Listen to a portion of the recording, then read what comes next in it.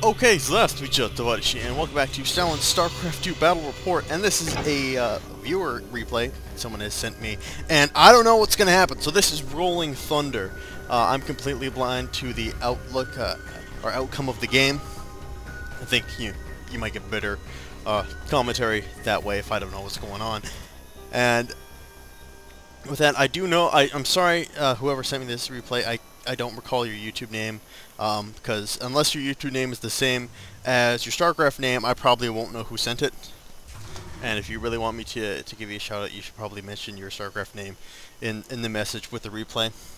But I do know that he is one of these red or blue players, because I can hear them talking to each other. So, on Team 1 we have Kane as the Red Zerg, or sorry, not the Red Zerg, the Red Terran. I don't know what I'm talking about. Borquin, I guess. Whatever. Borknan as the blue Protoss, and on Team 2 we've got Ice Fisher as the teal Protoss, and Nethrin as the purple Zerg.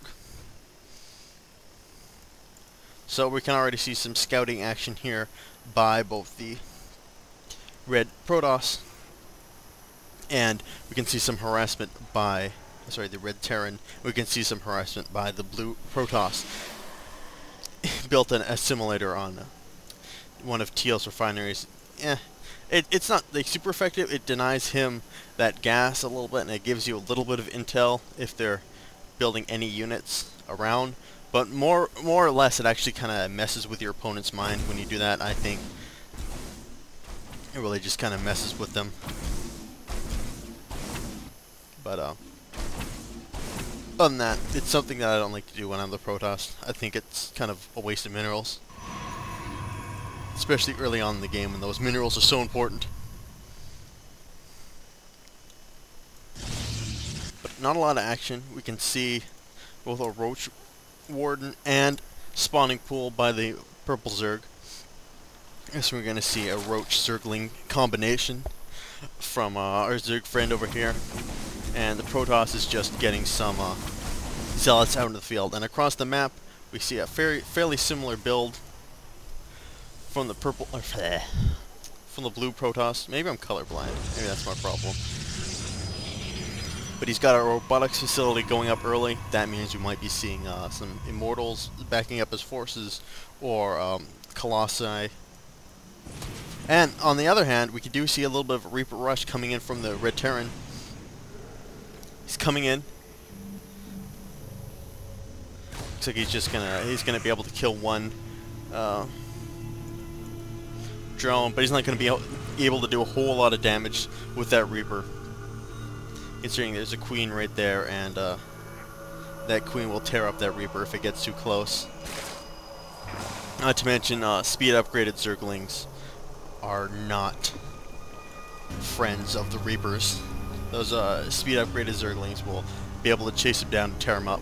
So it doesn't look like he's going to do any more harassment. He was just going to jump. Oh, never mind. I guess I'll eat my words now.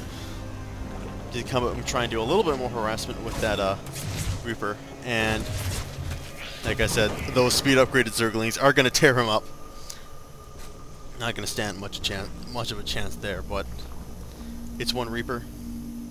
It is a small loss, but I guess a loss nonetheless. Oh, Robotics Bay, that means we're definitely going to be seeing some Colossus down the road from our blue Protoss friend. Over in the teal Protoss camp, we can see that we got some Stargates down, Void Rays being produced, so I'm guessing he's going to go for a strong aerial push, also backed up by a couple Zealots and Stalkers. Looking at our income list, we can see that Team 2 has definitely fallen behind in terms of income. Both red and blue have about 7 to 5 more harvesters than the other team, so they're collecting minerals at a much faster rate than our enemies. And looking at the army tab, you can see that the purple Zerg right now has the largest and most expensive force, quickly followed up by the red Terran. And speaking of the Terran player, we can see a couple Marines and a siege tank and they know that the Protoss is going air, which is unfortunate for him. He doesn't have any strong anti-air units. In fact, he doesn't have anyone except that one Marine. And on the other hand, we do have some Stalkers out by the blue Protoss, so he'll be able to assist them if those Void Rays come a-knockin'. Also, we can see that the blue Protoss is the first one to expand to his next base over here. Still not a whole lot of action going on quite yet.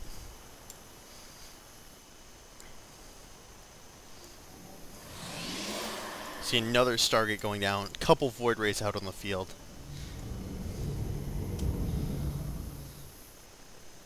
And it looks like these Void Rays are going to go hunting.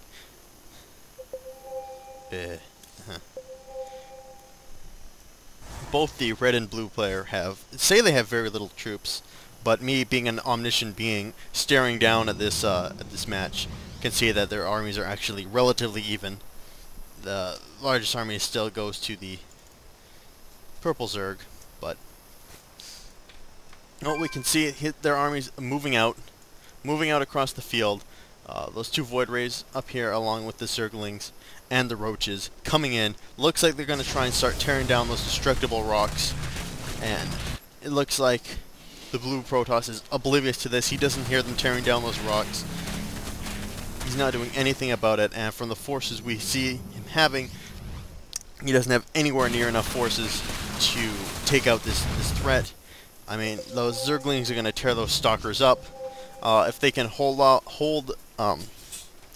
back this attack, maybe he can do some damage with his Colossus, but we'll see.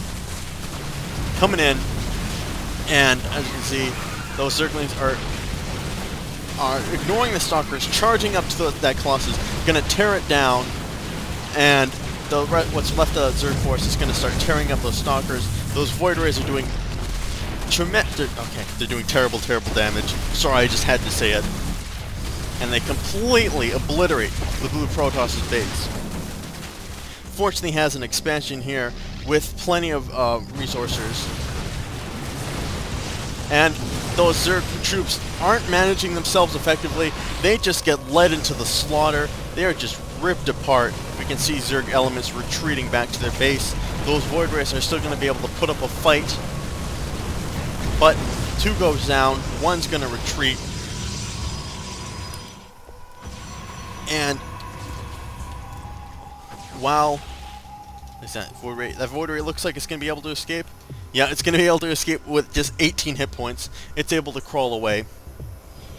And looking at the army tab, this now is completely reshuffled the board, leaving the red Terran in command of the most troops, leaving him in a good position to strike, while the combined forces of Team 2 were able to take out one base. That looks like this extra base is going to save the blue Protoss. He's going to be able to retreat back to it, and he's going to be able to start building up his forces. So while he lost one base, he still has another one that he can rebuild. And it looks like the red Terran player is going to take the initiative here. He is going to strike, and he does have a force capable of taking out. Oh, sorry.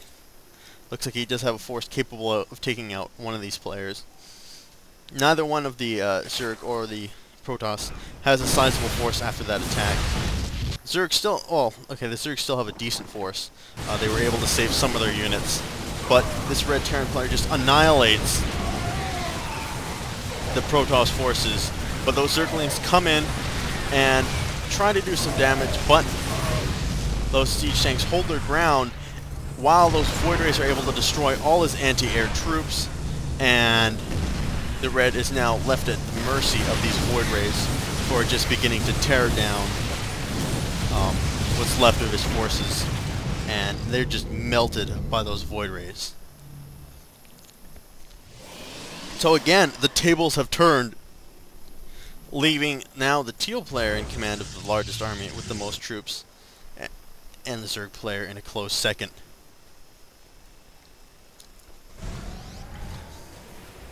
Well, it looks like the blue Protoss has rebounded quite quickly from that attack. He again now has a decent-sized soccer force out, And here comes the Zerg attack. They're going to counterattack from that attack. But those Stalkers are too much for those Zerglings. But those Roaches are going to come in. The Stalkers are retreating. The Zerglings are going to start doing some damage. They're going to catch up to those Stalkers. Looks like one is going to go on. Oh, the Stalkers turn and face the threat. But both sides kind of fall back. Well, these combined arms are looking to start attacking the base. The Zerg player turns, starts doing battle with the Stalkers. Looks like the Stalkers are going to be killed. You can see more forces warping out. Those Void Rays are falling back. Oh, here comes more reinforcements from the Terran player. And it looks like the Zerg player is going to retreat while the rest of those Void Rays are going to be mopped up. And again, the tables have turned once more, leaving the blue and the red in control of the map. Looks like, unfortunately, neither one of these guys expanded.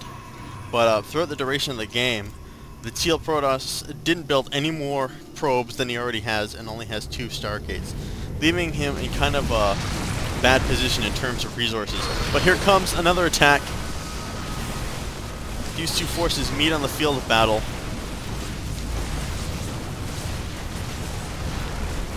And it looks like that Voider is going to be able to kill some of those troops, but it gets killed by those Vikings. Viking reinforcements coming in. More troops streaming into the Zerg base. And it doesn't look like the Zerg player has... Whoops! Whoa, we just had a massive fallback there. Looks like I accidentally clicked one of those back a little bit. Let's return to the place from which we were. Here we go. Back into the battle. Looks like the Protoss player is going to bring some more Void Rays into attack. That Queen is going to force him off. And the Zerg player is going to try and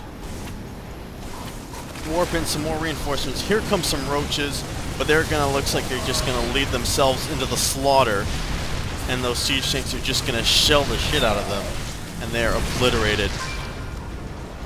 And it doesn't look like the Zerg player has anything left, nor the teal player. And things are looking really grim for Team 2 at this point.